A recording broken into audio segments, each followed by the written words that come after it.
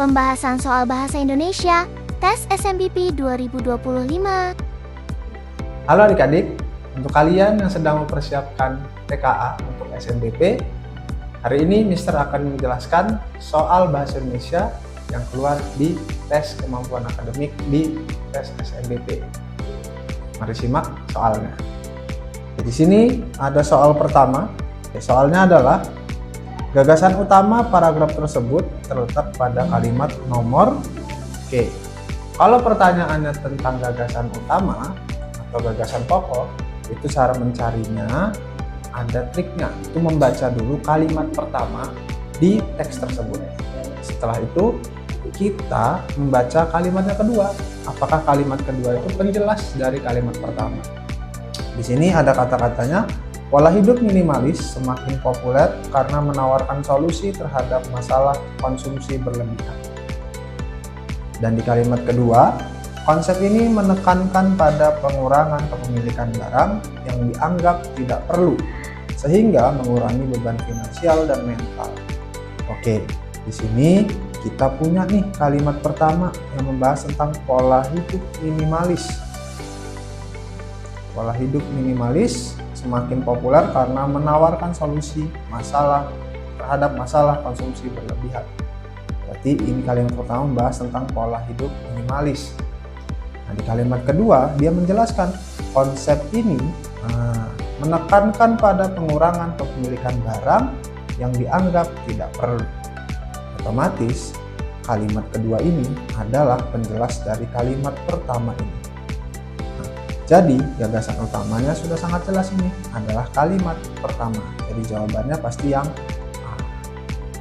Oke, kita bahas soal nomor 2. Pertanyaannya adalah pernyataan yang paling tepat mewakili gagasan utama paragraf di atas adalah, kita di sini soalnya kembali menanyakan gagasan utama. Jadi seperti tadi, kita bacakan dulu kalimat pertama dan habis itu kita baca kalimat kedua. Apakah dia menjelaskan kalimat pertama? Di sini kalimat pertamanya bilang, pendidikan karakter harus menjadi prioritas utama dalam kurikulum pendidikan nasional. Kalimat keduanya, sebab kecerdasan intelektual saja tidak cukup untuk menjamin keberhasilan dan kebahagiaan seseorang di masa depan.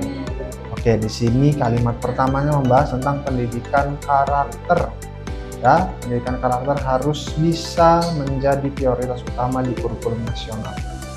Kalimat kedua membahas tentang sebab kecerdasan intelektual saja tidak cukup untuk menjamin keberhasilan dan kebahagiaan seorang di masa depan. Nah, ini kalimat kedua. Ini adalah penjelas dari kenapa pendidikan karakter itu menjadi prioritas utama, karena kecerdasan intelektual saja tidak cukup untuk menjamin keberhasilan. Jadi kita akan lihat pernyataan yang paling tepat nih dari soal di atas. Integritas dan empati adalah hasil dari penerapan pendidikan karakter. Di sini tidak dijelaskan ya secara langsung, karena pendidikan karakter ini tidak dijelaskan di kalimat 1 dan 2. Kita lanjut lagi, kecerdasan intelektual tidak cukup untuk menjamin keberhasilan seseorang. Di sini juga tidak ada penjelasan yang sangat detail tentang itu. Jawaban yang C, masyarakat harmonis adalah tujuan akhir dari pendidikan nasional. Oke, di sini hanya di kalimat keempat tentang masyarakat yang harmonis. Nah, berarti satu ini yang D. Kita baca, pendidikan karakter harus diutamakan karena perannya yang vital dalam pembentukan kualitas individu.